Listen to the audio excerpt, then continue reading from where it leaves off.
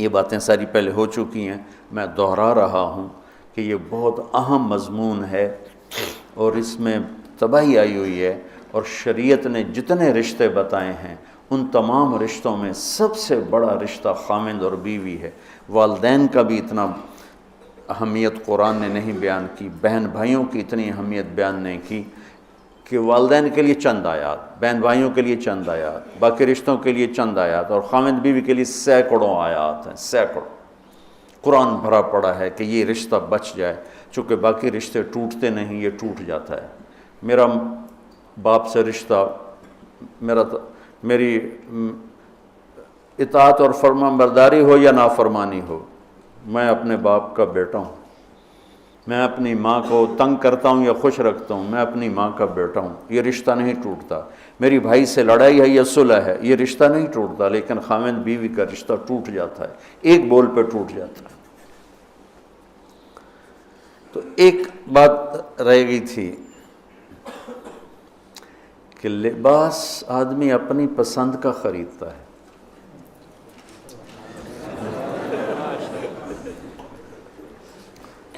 جب چھوٹا بچہ ہوتا ہے پھر تو ماں باپ پہناتے ہیں، جب وہ ہوش میں آ جاتا ہے تو وہ لباس اپنی پسند کا لیتا ہے، ماں کی پسند کا نہیں لیتا، باپ کی پسند کا نہیں لیتا ہے۔ تو لفظ لباس میں اشارہ ہے کہ والدین کو چاہیے کہ شادی میں اپنی بیٹی اور بیٹے کی پسند کا خیال رکھیں۔ یہ لفظ لباس بتا رہا ہے کہ جب ہم چھوٹے تھے ہمیں ماں باپ جو پہناتے تھے ہم پہن لیتے تھے، جب سے ہم نے شعور میں قدم رکھا ہے تو اب ہم اپنا لباس خود ہی خریدتے ہیں، چاہے وہ نیلا ہو، پیلا ہو، کالا ہو، سفید ہو۔ مجھے سفید پسند ہے، زندگی گزر گئی سفید کرتے شلوار میں۔ تو لباس میں اس بات کی طرف اشارہ ہے کہ لڑکے لڑکی کی پسند اور ناپسند کو دیکھا جائے۔ ہمارے معاشرے میں بیٹیوں سے تو پوچھتا ہی کوئی نہیں، اور بیٹوں پر بھی مسلط کرتے ہیں، ایتھے ہی کرنی ہے، بس ہمارا فیصلہ ہے۔ والدین سے کہتا ہوں اللہ کے واسطے، یہ اللہ نے شریعت نے حق رکھا ہے بچے کا، میں نے قبول کیا، لڑکا کہتا ہے، باپ تو نہیں کہتا ہے۔ تو جس نے کہنا ہے میں نے قبول کیا تو وہ قبول تو کرے۔ ایک صحابی نے آ کے عرض کی یا رسول اللہ میں نے وہ نکاح کا پیغام دیا ہے، تو آپ نے فرمایا تو نے وہ لڑکی کو دیکھا ہے؟ کہا جی نہیں۔ آپ نے کہا دیکھ لو، کہ تم نے زندگی گزارنی ہے، دیکھ لو۔ اتنی گنجائش رکھی ہے کہ لڑکا لڑکی بیٹھیں، آپس میں بیٹھیں، ایک دوسرے کو دیکھ لیں، بات چیت کر لیں، تو انہوں نے زندگی گزارنی ہے۔ تو ہمارا ماحول ہے کہ یہ بھی ہندو سے آیا ہوا معاشرہ ہے کہ وہ ذات پات میں پھنسے ہوئے تھے، بس ہم نے راجپوتوں میں کرنا اور کہیں نہیں کرنا، ہم نے جاٹوں میں کرنا اور کہیں نہیں کرنا، ہم نے ارائیوں میں کرنا اور کہیں نہیں کرنا، ہم یہ ہیں، ہم اس کے علاوہ اور کہیں نہیں کرتے۔ یہ پورے ہمارے ماحول میں ایک چیز رچی ہوئی ہے۔ کتنے بچے میرے پاس آتے ہیں، بچیوں کے فون آتے ہیں، ماں باپ زبردستی شادی کر رہے ہیں، میرا دل نہیں کر رہا لیکن وہ زبردستی کر رہے ہیں۔ تو اگر زبردستی کریں تو پھر مان جاؤ، قربانی دے دو، پھر بغاوت نہ کرو، قربانی دے دو۔ چونکہ ایک اس کے ضد میں انتہا کی بات ہو رہی، وہ ہے کورٹ میرج، کہ بعض بچے بچیاں اتنے باغی ہو جاتے ہیں کہ وہ عدالت میں جا کے اپنا نکاح کر لیتے ہیں۔ میں اس کو ٹھیک نہیں سمجھتا کہ ماں باپ کی دعائیں ہمیشہ کے لیے ختم ہو جائیں گی۔ ماں باپ زیادتی کرنے پر آ گئے ہیں، مان جاؤ اور اللہ سے مانگو، اللہ پاک اس میں آپ کے لیے بہتری کی شکلیں بتائے گا۔ اس کیمرے کے ذریعے سے لوگ جو سن رہے ہیں، سارا ملک تو نہیں سن رہا ہے لیکن جو سن رہے ہیں، یہ شادی بچے کا معاملہ ہے، بچی کا معاملہ، اللہ کے واسطے پوچھا کرو، پوچھے بغیر کرنا زیادتی ہے۔ میرا نبی کی حدیث سناتا ہوں، ما تزوجت وما زوجت الا بوحی من السماء نزل به جبریل۔ میں نے شادی کی یا بیٹی کی شادی کی، پہلے آسمان سے وحی آئی، جبریل آئے، پیغام لائے، حکم لائے، پھر میں نے یہ کام کیا۔ ٹھیک۔ حضرت علی رضی اللہ تعالیٰ عنہ پیغام لے کر آئے ہیں۔ پہلے ابوبکر صدیق نے رشتہ مانگا، آپ خاموش یعنی انکار۔ عمر رضی اللہ تعالیٰ عنہ نے بات کی، خاموش یعنی انکار۔ عبد الرحمن بن عوف نے حضرت علی سے کہا تم جاؤ۔ وہ فرمانے لگے میں تو بہت غریب ہوں، میرا تو گھر بھی اپنا نہیں، مجھے دے دیں گے؟ کہاں دے دیں گے، تم جاؤ۔ تو حضرت علی تشریف لائے اور آ کے بیٹھے تو شرم کی وجہ سے بولا ہی نہ گیا۔ تو آپ نے فرمایا علی کیسے آئے؟ وہ چپ۔ اب آپ کو تو پتہ تھا علی کیسے آئے، آپ تو اندر دیکھ رہے ہیں۔ تو آپ نے فرمایا لگتا ہے تم فاطمہ کے رشتے کے لیے آئے ہوگے؟ کہا جی ہاں۔ تو آپ نے کہا انشاءاللہ، اور یہ کہہ کر اٹھ گئے۔ تو حضرت علی باہر تشریف لے گئے، صحابہ کھڑے ہوئے تھے انتظار میں، کیا ہوا؟ تو فرمایا انکار ہو گیا۔ کہنے لگے کیسے؟ کہا کچھ بولے ہی نہیں۔ تو عبد الرحمن بن عوف کہنے لگے کچھ تو بولے ہوں گے؟ کہا بس انشاءاللہ کہا تھا۔ کہا تو پھر بس مبارک ہو گیا کام۔ تو حضرت علی نے پوچھا وہ کیسے؟ کہا اس لیے کہ نبی کا انشاءاللہ ہاں ہوتا ہے، لہذا تیرا کام ہو گیا۔ اچھا اب بچوں، میرے بچوں سنو، جبریل آ چکے ہیں کہ اللہ فرما رہے ہیں کہ یہ رشتہ یوں ہونا ہے، وہیں ہاں کر دیتے۔ اللہ کے امر کے بعد تو کوئی گنجائش ہی نہیں، وہیں ہاں کر دیتے۔ یہاں کیوں نہیں کی؟ گھر گئے، بیٹی فاطمہ علی کا رشتہ آیا ہے، ہاں کر دوں؟ سبحان اللہ، سبحان اللہ، کمال ہو گیا۔ فاطمہ کا رشتہ آیا ہے، علی کا رشتہ آیا ہے، ہاں کر دوں؟ آپ کا کیا خیال ہے حضرت فاطمہ نے انکار کرنا تھا؟ جنت کی سردار، نبی کے جگر کا ٹکڑا، وہ انکار کرتے ہیں؟ یہ تو آج کی بچے ہماری بیچاری چپ کر کے بیٹھ جاتی ہے، اچھا جی میں تھوڑی مرضی۔ اور وہاں ہمیں تو پتہ نہیں کہ وہی کیا ہے، یہاں تو وہی آ چکی ہے کہ علی اور فاطمہ کی جوڑی آسمان پہ طے ہو چکی ہے۔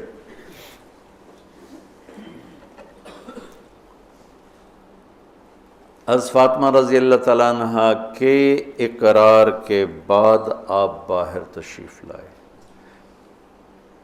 وہیں اقرار کیوں نہیں کیا؟ ہمیں سبق دینا تھا کہ آسمان سے وحی بھی آئی ہو تو بھی بیٹی سے پوچھو۔ سبحان اللہ، سبحان اللہ، سبحان اللہ۔ آپ نے کہا علی بلاؤ لوگوں کو، تو وہ اسی وقت مسجد بھر گئی ساری۔ تو آپ نے سامنے بٹھایا اور خود ممبر پہ کھڑے ہوئے اور فرمایا کہ لوگوں میرے پاس جبریل یہ پیغام لے کر آئے ہیں کہ میں اپنی بیٹی فاطمہ کا نکاح علی کے ساتھ کر دوں۔ پھر آپ نے خطبہ پڑھ کے فرمایا کہ علی میں نے 400 درہم کے عوض فاطمہ بنت محمد کو تیرے نکاح میں دیا، تو نے قبول کیا؟ تو انہوں نے کہا قبول، تو میں نے قبول کیا اور سجدے میں چلے گئے اور زور سے دعا مانگی، رب اوزعنی ان اشکر نعمتک التی انعمت علی وعلی والدی وان اعمل صالحا ترضاہ واصلح لی فی ذریتی انی تبت الیک وانی من المسلمین۔ یہ دعا مانگی اور اللہ کے نبی نے کہا آمین۔ آپ نے زور سے اوپر سے کہا آمین۔ پھر آپ نے سارے شرکائے نکاح کو شہد کا شربت پلایا اور کھجور کھلائی، شہد کا شربت اور کھجور کھلائی۔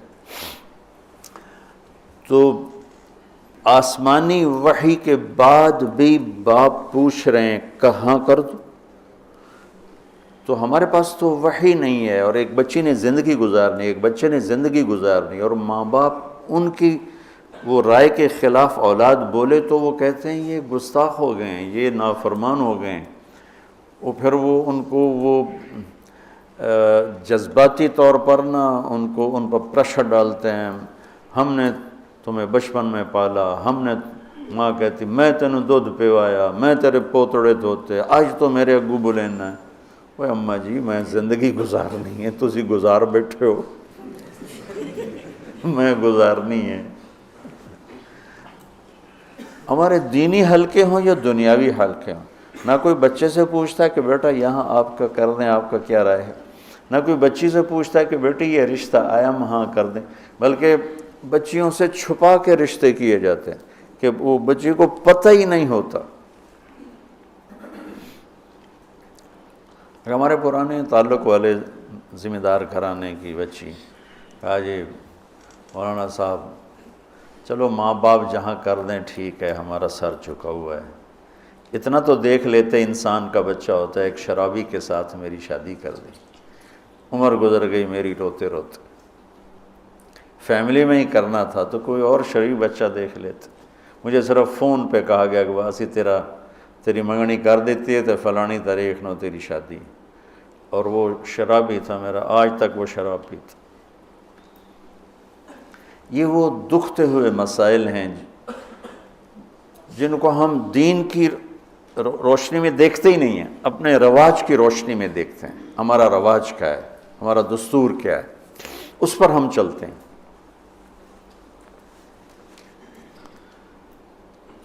تو میرے نبی نے ہم عمر سے شادی کی، سودا، عمر سے بڑی سے شادی کی، خدیجہ، کم عمر سے شادی کی باقی ساری بیگمات، خاص طور پہ حضرت عائشہ، مطلقہ سے شادی کی زینب، بیوہ سے شادی کی خدیجہ، حفصہ، کنواری سے شادی کی عائشہ رضی اللہ تعالیٰ عنہ، مالدار سے شادی کی خدیجہ، غریب سے شادی کی جویریہ، باندھی ہو کر آئی ہیں، ہمسر سے برابری میں شادی کی ام سلمہ، ام حبیبہ، اپنے خاندان میں شادی کی عائشہ، ام حبیبہ، ام سلمہ، یہ حفصہ، یہ قریش ہیں۔ خاندان سے باہر قوم میں شادی کی جویریہ، میمونہ، قوم سے بھی باہر یہود میں شادی کی صفیہ رضی اللہ تعالیٰ عنہا۔ یہ کتنی نسبتیں ایک عورت کی بن سکتی ہیں، ان سب میں میرے نبی نے شادی کی۔ اور آپ حیران ہوں گے، اپنی 3 بیٹیاں بنو امیہ کو دیں جن کے ساتھ جانی دشمنی، ابو العاص کو حضرت زینب، ابو العاص بن ربیع بن امیہ بن حرب، اور عثمان بن عفان بنو امیہ، تو پہلے حضرت رقیہ کا کیا، پھر ام کلثوم کا کیا، اور علی اپنے گھر کے تھے، خاندان کے تھے، تو ایک فاطمہ کا رشتہ ان کے ساتھ کیا۔ اور حضرت عثمان کے نکاح میں جب حضرت ام کلثوم کا بھی انتقال ہوا تو آپ نے فرمایا میری 100 بیٹیاں ہوتی اور اس طرح مرتیں، 100 کی 100 عثمان کے نکاح میں دیتے۔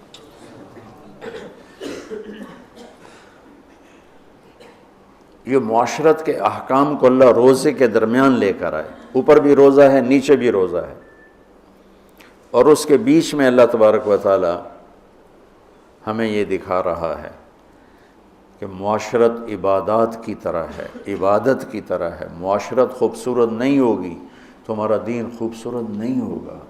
میں بیوی کو عزت نہیں دوں گا، دیکھو طنز کا بول ایسا جیسے کپڑے پھاڑ دینا، بے عزت کرنے کا بول ایسا جیسے کپڑے پھاڑ دینا۔ اور میں کتنا ہی پاگل ہو جاؤں غصے میں اپنا کرتا خود نہیں پھاڑتا ہوں، میں کسی کا کرتا تو پھاڑوں گا، اپنا نہیں پھاڑوں گا۔ تو میری بیوی میرا لباس ہے، مجھے غصہ چڑھا ہوا ہے، مجھے گلہ آیا ہوا ہے، تو میں لباس پہ ہاتھ نہیں ڈالوں گا۔ یہ میں کیا کہہ رہا ہوں کہ میں بیوی کی دل شکنی نہیں کروں گا، بیوی خاوند کی دل شکنی نہیں کرے گی، برداشت کریں گے، تب جا کر یہ رشتہ خوبصورت ہوگا۔ دنیا میں کسی بھی رشتے کو باقی رکھنے کے لیے برداشت کے سوا کوئی قانون نہیں، اور اس رشتے کے لیے برداشت سب سے زیادہ ہے کہ برابری کا رشتہ ہے، کبھی خاوند گرم کبھی بیوی گرم، پھر دونوں ہی گرم تو پھر آگ بھڑکے گی اور بڑھتی چلی جائے گی۔ ایک بچہ مجھے آ کے ملا ملتان سے، ٹاپ کیا اس نے پورے پنجاب میں FSC میں، تو کہا جی میں 2 دفعہ خودکشی کی کوشش کر چکا ہوں۔ میں نے کہا تم اتنے پڑھنے لکھنے والے بچے، تم کیوں خودکشی؟ کہا جی میرے ماں باپ دونوں آپس میں اتنا لڑتے ہیں کہ ان کی لڑائی سے بددل ہو کر میں نے 2 دفعہ خودکشی کی کوشش کی۔ تو میرے نبی نے 11 گھر آباد کر کے ہمیں زندگی سکھائی ہے کہ اس خوبصورت رشتے کو کیسے نبھانا ہے۔